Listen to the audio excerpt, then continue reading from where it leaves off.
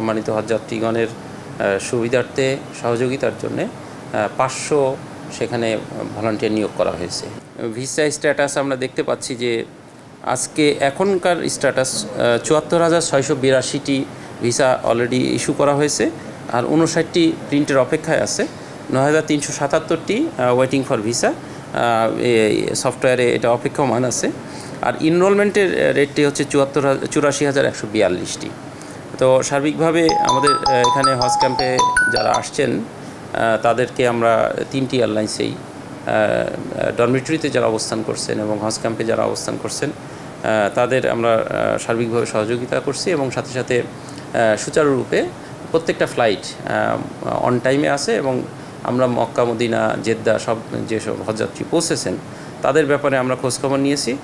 তারা সেখানে উত্তম রূপে যারা জেদ্দায় গেছেন তারা মক্কায় যে উমরা করছেন এবং মদিনাতেও তারা জিয়ারা করা থেকে শুরু করে অন্যান্য হজের যে কার্যক্রম সেই কার্যক্রমগুলো উমরা করা সহ অন্যান্য কার্যক্রম তারা সুন্দরভাবে সেখানে করার চেষ্টা করছেন।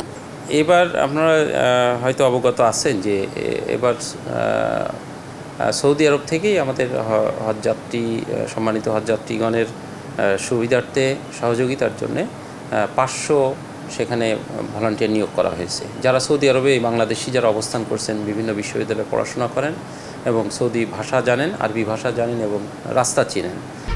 1, 2, 3 ঢাকায় জমি জিতে নিন 100% ক্যাশব্যাক সহ 20 কোটি টাকার পুরস্কার।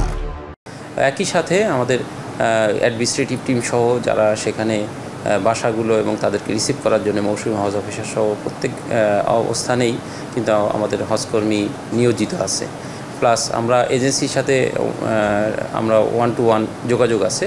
গতকাল সন্ধ্যায় আমরা একটি জুম মিটিং করেছি।